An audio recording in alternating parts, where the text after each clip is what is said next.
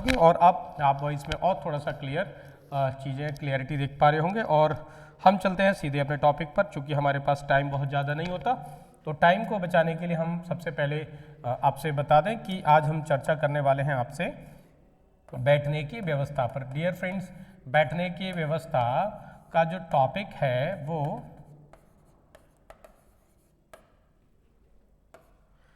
Generally सारी examinations में पूछा जाता है।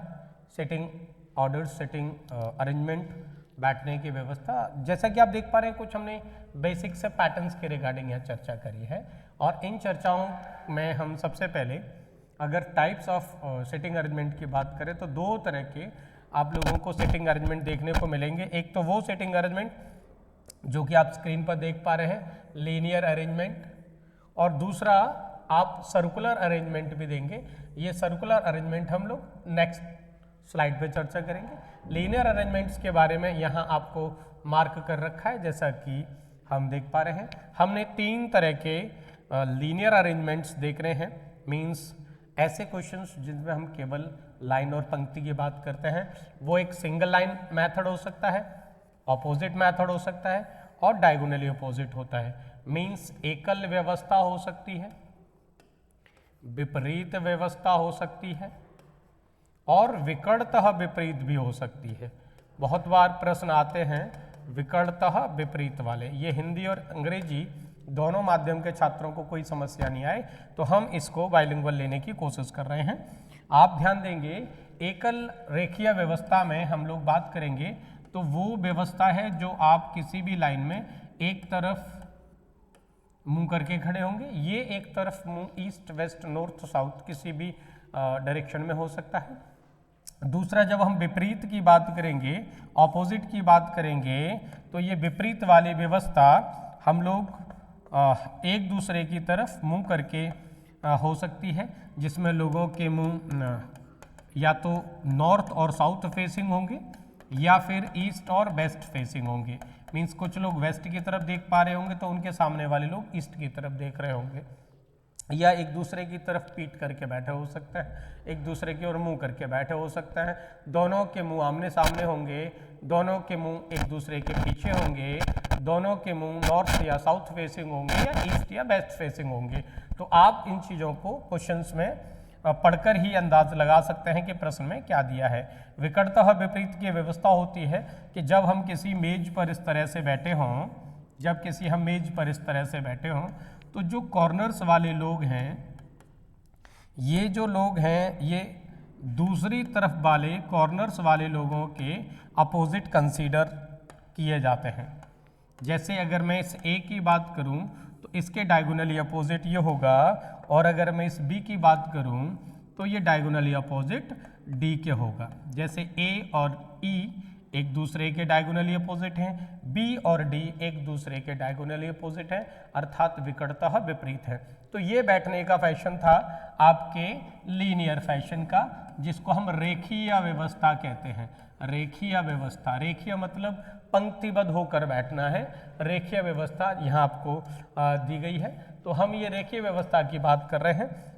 अब हम आपको अगली स्क्रीन पर लेके चल रहे हैं। अगली स्क्रीन कह रही है कि ऐसी व्यवस्था जिसमें हम लोग प्राय या तो किसी सर्कुलर टेबल पर बैठे होते हैं, हमारा मुंह अंदर हो सकता है या बाहर हो सकता है, ये प्रश्न में आपको दिया जाएगा।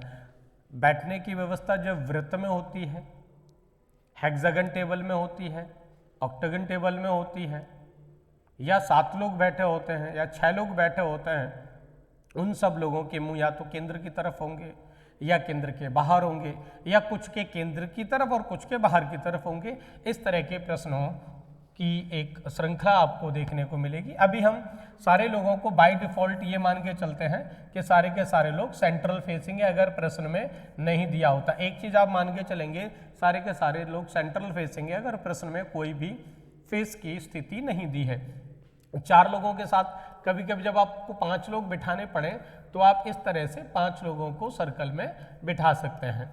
6 लोगों के लिए व्यवस्था आपको दी है कि ये 6 लोग सेंटर फेसिंग हैं या ये सेंटर के विपरीत भी हो सकते हैं। तो प्रश्न के नियमानुसार सेंटर की तरफ या सेंटर के विपरीत प्रश्न में दिया होता है। यदि नहीं दिया होता तो इसको आप बाय डिफॉल्ट इस तरह से सेंटर फेसिंग मान के अपने प्रश्नों को सॉल्व करेंगे। दो मैं आपको रूल बता के चलूँगा, उन नियमों को आप अगर पालन करते हैं तो जीवन में आपको सिटिंग अरेंजमेंट के क्वेश्चंस कभी भी प्रॉब्लम क्रिएट नहीं करेंगे।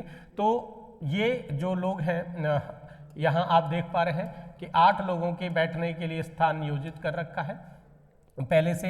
ये कोई आयत में या कोई लोग वर्ग में ये कॉर्नर्स पर बैठे हो सकते हैं, या कैरम जब खेल रहे होते हैं तो हम साइड्स के मध्य में भी हो सकते हैं। ये कॉर्नर्स पे अगर 4 लोग बैठाएंगे तो 4 के 4 कॉर्नर्स पे इस तरह से डायगोनल बैठेंगे, और अगर कैरम खेल रहे होंगे तो वो 4 लोग हम ऐसे बैठाएंगे।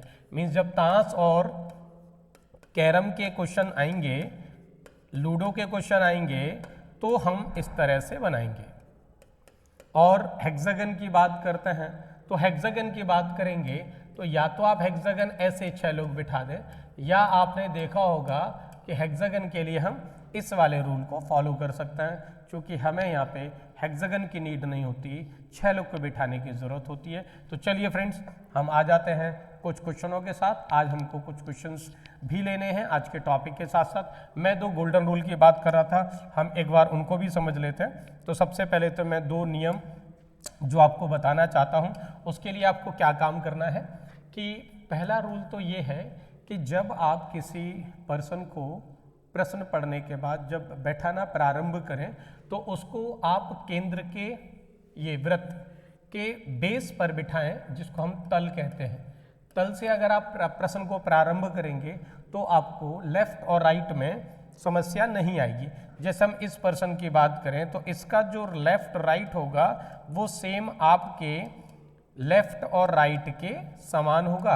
अतः आपसे ये अपेक्षा की जाती है कि प्रश्न को स्मूथ और इजी बनाने के लिए आप यहाँ से प्रारंभ करेंगे।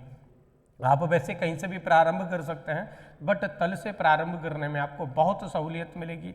अगर आप इस नियम को याद रख पाते हैं तो आपको प्रश्न को सहेजने में, प्रश्न को सुंदर बनाने में, प्रश्न को इजी बनाने में बहुत मदद मिलेगी। अगर आप ऐसा नहीं करते तो आप कभी कभी प्रश्न में, एग्जामिनेशन हॉल के प्रेशर में फंस भी सकते हैं। इसलिए मेरी कोशिश, मेरा पहला नियम कि आप तल पर बिठाएं।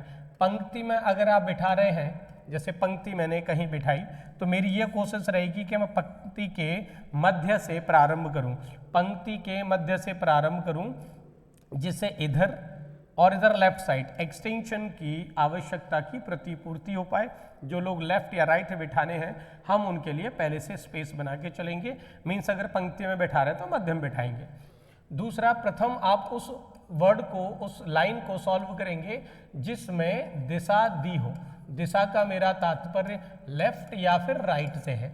अगर प्रश्न में दाएं और बाएं दिया है तो आप बहुत आसानी से लोगों को बिठा सकते हैं। मैं पहले प्रश्न में आपको बताऊंगा कि दिशा के अनुसार बिठाने में कितना आसानी होती है कि आपको किसी भी प्रकार का प्रश्न फंसता नहीं है। तीसरी बात, जो सबसे बड़ी बात है, जब कॉम्प्लेक्स सेंटेंस आते हैं, जब कॉम्प्लेक्स सेंटेंस आते हैं तो हमें एक चीज़ देखने को मिलती है कि हमारा प्राय हम ये निर्धारित नहीं कर पाते कि हम लोगों को किधर बैठाएं। तो कॉम्प्लेक्स सेंटेंस में हिंदी वाले छात्रों के लिए सबसे ज़्यादा सामना करना पड़ता है। तो वो एक बात ध्यान रखेंगे कि जिस प्रश्न में कॉम्प्लेक्स सेंटेंस के फॉर्मेट में आता है, कंपाउंड सेंटेंस के फॉर्मेट में आता है, तो जो का रिलेशन पहली वाली पंक्ति के वाले व्यक्ति के साथ आप कंसीडर करके चलेंगे, जो का रिलेशन के वाले पर्सन के साथ मान के चलेंगे तो आपको किसी भी प्रकार की समस्या नहीं आएगी। मैं इन पॉइंट्स के बारे में जब आपसे प्रश्न चर्चा करूंगा तब एक एक कर इनके बारे में मैं आपसे फिर से गुफ्तगू करूंगा, चर्चा करूंगा, जिससे कि आप ये समझ पाएँ कि ये प्रश्न हमको कितनी आसानी से जो परीक्षा हॉल में प्रश्नों को सॉल्व करा सकते हैं। तो चलिए मैं चलता हूं पहले प्रश्न की ओर। आपने देखा है कि LPQRS T और W उत्तर की ओर मुंह करके एक सीधी पंक्ति में बैठे हैं। सभी लोग एक पंक्ति में आपको ऐसे बिठाने हैं। पंक्ति बनाने से पहले आपको लोगों की काउंटिंग करनी है। इसमें आप देख पा रहे हैं कि 7 लोग हैं। अब हमने कहा कि हमको पहली लाइन में, क्योंकि वो लाइन सॉल्व करनी थी जिसमें दिशा दिया होता, तो PL के बाएं चौथे स्थान पर है। बस आपको इस लाइन को पकड़ लेना है। L के बाएं को चौथे स्थान, L के बाएं को चौथे स्थान पर। तो आप सबसे पहले इस पंक्ति में L अगर आप कहीं पे लिख रहे हैं, एल अगर आप कहीं लिख रहे हैं तो एल के बाईं तरफ हम 4th स्थान पर बिठाएंगे पी को। तो लेफ्ट 1, लेफ्ट 2, लेफ्ट 3, लेफ्ट 4 हमने बिठाया पी। हमने थोड़ी सी जगह उस साइड छोड़ रखी है, थोड़ी सी जगह इस तरफ छोड़ रखी है, जिससे एल के इधर या इधर वाले लोग आसानी से बैठ सकें। अभी आप देख पा रहे हैं 1 2 3 4 5 लोगों के लिए स्थान निर्धारित किया जा चुका है। अगली लाइन एंड से जुड़ी है, जो से नहीं जुड़ी, एल से जुड़ी है, और वो लाइन क्या कहती है, एल क्यू के बाएं को दूसरे स्थान पर है, अर्थात क्यू के बाएं। क्यू के बाएं अगर हम बिठाएंगे तो क्यू के बाईं तरफ दूसरे स्थान पर एल हम इस तरह से बिठा सकते हैं। एल जो बैठा है क्यू के बाएं दूसरे स्थान पर है। अब आप देख पा रहे हैं पहली वाली पंक्ति में और सेकंड वाली पंक्ति में आपको कोई ना कोई चीज़ कॉमन दिख रही है। अब हमें इसकी आवश्यकता नहीं रही। पहली वाली और दूसरी वाली पंक्ति में जो चीज़ कॉमन दिख रही है वो एल है। क्या है फ्रेंड्स? एल। अब एल के राइट हैंड साइड पे आप देख रहे हैं कि 2 लोगों के लिए स्थान चाहिए। तो एल के बाद अगर 2 लोगों के लिए स्थान चाहिए तो हम इस तरह से बना सकते हैं। चूंकि डिजिटल बोर्ड में तो हमारे पास एक टूल रहता है जिसमें से हम इसको उठाएंगे और इस डिजिटल बोर्ड के टूल के अकॉर्डिंग हम इसको उठा के यहाँ चिपका सकते हैं कि एल से एल मैच कर दो, ये हो गया। लेकिन आप चूंकि नहीं चिपका सकते तो हम उसी भाषा में आपसे प्रयोग करेंगे कि एल के राइट हैंड साइड आपको 2 प्लेस बना देने हैं और इस वाली जगह पर क्यू रख देना है। अब आप एक चीज देख पा रहे हैं कि जब क्यू रख देना है तो आपके पास क्या होगा कि आपके पास अब एक चीज देख पा रहे होंगे कि 7 लोगों के लिए स्थान नियत हो चुका है। 7 लोग का मतलब 1 2 3 4 5 6 7। अब कोई भी लोग इस लाइन के बाहर नहीं आना, सारे के सारे लोग अंदर आएंगे। अब हम आगे की पंक्ति को पढ़ लेते हैं। एक बार आगे की पंक्ति को पढ़ते हैं तो लिखा है आर जो एल का निकटतम पड़ोसी नहीं है, अर्थात ये लाइन चूंकि किसी से जुड़ी नहीं है। आर जो एल का निकटतम पड़ोसी नहीं है, एस के एकदम दाएं को बैठा है। तो एस के एकदम अगर आप किसी को दाएं बिठाना है तो आप देख लेंगे कि आर को हम यहां और यहां नहीं बैठा सकते। आर जो एल का निकटतम पड़ोसी नहीं है तो हम आर यहां नहीं बिठा सकते, यहां नहीं बिठा सकते। एस के एकदम दाएं को बैठा है तो एस के एकदम दाएं को आपको आर बिठाना है। तो अब आपके पास आर के लिए या तो यहाँ स्थान नियत था या फिर यहाँ स्थान रिजर्व हो सकता था। अब हमें पता है एस और आर एक साथ बैठने हैं तो हम क्या काम करेंगे कि उस आर को यहाँ पर और एस को हम यहाँ बिठा देंगे। आर चूंकि एल का निकटतम पड़ोसी नहीं है, एस के एकदम दाएं को बैठा है तो एस के एकदम दाएं को हमने ने आर को मान लिया है। अब हमारे पास क्या बचता है? अब हम एक चीज़ और थोड़ा सा काम कर लेते हैं कि आगे वाली लाइन पढ़ लेते हैं। टी डब्ल्यू के बाएं को दूसरे स्थान पर है। अब आप देख पा रहे हैं डब्ल्यू के बाएं को दूसरे स्थान पर, तो डब्ल्यू के बाईं तरफ दूसरे स्थान पर कौन बैठा है? टी बैठा है। टी जो है वो डब्ल्यू के बाएं दूसरे स्थान पर है, डब्ल्यू के बाएं दूसरे स्थान पर है। तो आप इजीली पता लगा सकते हैं कि आर और डब्ल्यू के बीच कितने लोग हैं। आर और डब्ल्यू के बीच आप इजीली बता सकते हैं कि आर और डब्ल्यू के बीच 1 2 और 3 लोग हैं। तो हमारा आंसर डी सही होगा, क्योंकि आर और डब्ल्यू के बीच 3 लोग हैं। जिन जिन लोगों को चीज़ें नहीं समझ में आई एक बार कमेंट सेक्शन में मेरे को बता देंगे। अब हम बात करेंगे, एक हमने लीनियर फैशन लिया, दूसरा हम वृत्तीय क्रम वाला लेंगे, जिससे कि हम बताए गए दोनों नियमों को समझ सकें और अगली एक्सरसाइज में हम इनको स्मूथली कर और समझ पाए। आप चलते हैं 6 कभी ए बी सी डी और ई एक घेरे में एक दूसरे की ओर एक दूसरे के सामने केंद्र की ओर मुंह करके बैठे हैं। मैंने बताया था कि जब 6 लोग बैठे हैं तो हम इस तरह से लाइन मान के चलेंगे। सारे के सारे लोग केंद्र की ओर मुंह करके बैठे हैं। ए ई के सामने बैठा है, तो अब ए ई के सामने बैठा है, इस बात में हमें हालांकि इस लाइन को पहले सॉल्व नहीं करना चाहिए, हमें उस लाइन को पहले सॉल्व करना चाहिए जिसमें हमको दिशा दी हो। तो हम इस लाइन को एक बार होल्ड पे डाल देते हैं। अब एफ ई के पास बैठा है जो लेफ्ट राइट दोनों हो सकता है, ए सी के पास बैठा है जो लेफ्ट राइट दोनों हो सकता है, डी बी डी के ठीक दाएं बैठा है, तो हम पहले इस वाली लाइन को एक बार सॉल्व करके, सबसे पहले इस वाली लाइन को हम सॉल्व करेंगे। उसके बाद चूंकि हमने कहा हम दिशा का विशेष ध्यान रखेंगे, तो हम लोगों को लगा था कि डी के ठीक दाएं जो बैठा है, तो पहले आप डी बिठाओ। अब डी के ठीक दाएं बी बैठा है, तो आप एक काम करेंगे, डी के ठीक दाएं बी बिठा देंगे। सी बी के सामने बैठा है। अब आप देख पा रहे हैं कि सी सामने बैठा है।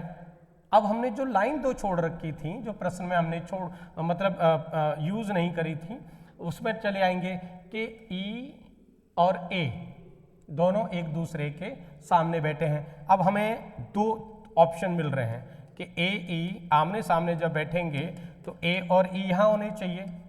अब ए और ई यहाँ होने चाहिए, तो हमारे पास दो संभावनाएं थी। फिर हमने कहा एफ ई के पास बैठा है। अब एफ ई के पास बैठा है, तो अगर हम ई यहाँ कंसीडर कर लें तो न तो यहाँ स्पेस है और न यहाँ स्पेस है। अब हमको ई के पास बैठाना है एफ को, तो हमारे पास क्या होना चाहिए स्टूडेंट्स कि ई और एफ के लिए एक ही जगह स्पेस होना चाहिए। तो हम क्या करेंगे कि ई को हम बाय डिफ़ॉल्ट यहाँ कंसीडर करने के बाद एफ को यहाँ बैठा देंगे, और जो स्थान हमारे पास बच रह गया है, उस पर हम ए बना देंगे यहाँ पर। तो आप देख पा रहे होंगे कि ए और ई एक दूसरे के आमने सामने हैं, और ई का पड़ोसी एफ भी बैठ गया। तो पूछा बी के बाएं पांचवें स्थान पर। अब बी आप देख रहे हैं ये बैठा है। मैंने डायरेक्शंस में आपको सिखाया होगा कि जब भी हम सेंटर फेसिंग होते हैं तो हमारा राइट हैंड इधर होता है और हमारा बायां हाथ इधर होता है। अब बायां हाथ इधर होता है तो अब बाईं तरफ चलेंगे, बोले तो पांचवा स्थान का मतलब होता है बाएं 1, बाएं 2, बाएं 3, 4 और 5। मीन्स बाईं तरफ अगर बैठेंगे तो ये जो पर्सन होगा वो बी के बाएं पांचवा कंसीडर होगा, क्योंकि बायां 1, 2, 3, 4, 5, 1, 2, 3, 4, 5। तो हमारा जो आंसर है वो दैट विल ई होगा। तो इन्हीं दो प्रश्नों की श्रृंखला के साथ मैंने वृत्तीय और लीनियर फैशन के कॉन्सेप्ट को समझाने की कोशिश करी है। मैं आगामी क्वेश्चनों की सीरीज के साथ आपसे अगले वीडियो में मिलता हूं। तब तक के लिए बहुत बहुत धन्यवाद। आप सभी अपनी परीक्षा की तैयारी में मग्न रहें और आगे हमेशा बढ़ने की कोशिश करते रहें। ऐसी हमारी तरफ से आपको उज्ज्वल भविष्य की शुभकामनाएं। आपका दिन और समय मंगलमय हो। धन्यवाद।